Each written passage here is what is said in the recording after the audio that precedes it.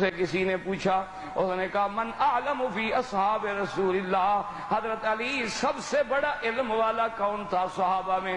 اس کا خیال تھا نا کہ شاید مدینۃ العلم والی بات ہے، تو حضرت علی سے کون بڑا ہوگا؟ تو پوچھا من اعلم، فرمایا کہ سب سے زیادہ علم والا ابو بکر۔ اس نے کہا حضرت علی آپ سے بھی بڑا؟ اس نے کہا ہاں۔ حضور فرماتے ہیں فَلْيَؤُمُّكُمْ أَعْلَمُكُمْ بِكِتَابِ اللَّهِ، امام اس کو بناؤ جو کتاب اللہ کا زیادہ عالم ہو، زیادہ قاری ہو۔ جب سارے صحابہ موجود تھے، حضور نے ابو بکر کو مصلی پہ کھڑا کیا۔ اگر وہ بڑا عالم نہ ہوتا تو حضور کیسے مصلی پہ کھڑا کرتے؟ اب اس نے کہا اچھا حضرت مجھے یہ بھی تو بتائیں کہ چلو بڑا عالم تو ابو بکر تھا، لیکن بڑا بہادر کون تھا؟ اس نے کہا اب اس میں تو حضرت علی سے کوئی بھی نمبر نہیں لے سکتا، حضرت علی تو بدر الاسلام ہے۔ حضرت علی نے فرمایا کہ سب سے بہادر بھی ابی بکر تھا۔ اس نے کہا حضرت یہ کیسے ہو سکتا ہے؟ اس نے کہا حضور نے جب کعبۃ اللہ کے اندر داخل ہوئے، حضور نے فرمایا علی، میں نے کہا حاضر یا رسول اللہ، فرمایا اوپر ذرا تصویریں لگی ہوئی ہیں اور سیڑھی کوئی نہیں، تم بیٹھ جاؤ، میں تمہارے کندھے پہ کھڑے ہو کے ان تصویروں کو مٹانا چاہتا ہوں۔ تو کہتے ہیں حضور نے قدم رکھا تو میں نے کہا قطن قطن یا رسول اللہ، حضور مہربانی کریں مہربانی کریں، میرے تو گردن ٹوٹ جائے گی، میرے تو کمر ٹوٹ جائے گی، میں نہیں بوجھ اٹھا سکتا۔ حضور نے فرمایا اچھا تم ایسا کرو کہ تم نہیں اٹھا سکتے، چلو میں بیٹھ جاتا ہوں، تم میرے کندھے پہ کھڑے ہو کے یہ تصویریں مٹا ڈالو۔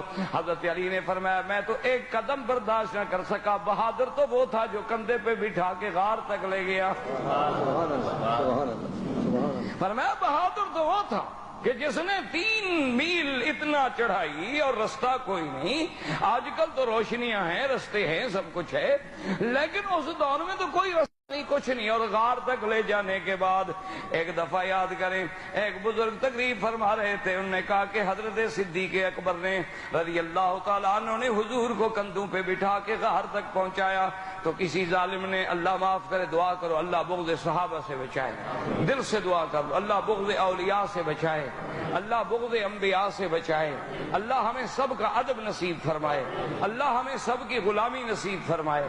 مسئلہ بیان کرنا علیحدہ بات ہوتی ہے، ادب علیحدہ بات ہوتی ہے، یاد رکھا کریں۔ ادب کا معنی یہ نہیں ہے کہ ہم کسی ولی کو نبی بنا دیں، کسی نبی کو خدا بنا دیں، یہ ادب نہیں ہوتا، یہ تو شرک ہے اور کفر ہے۔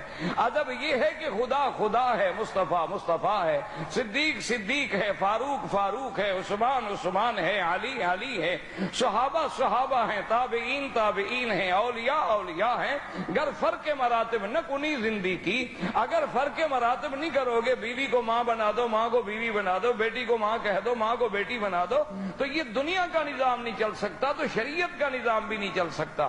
شریعت کے نظام میں بھی حدود ہیں، اس سے کوئی تجاوز نہیں کر سکتا۔ تو انہوں نے جب یہ فضیلت بیان کی کہ حضرت ابوبکر نے کندھے پہ بٹھایا، پہاڑ پہ چڑھ گئے، تو دشمن تو بھائی دشمن ہوتا ہے نا۔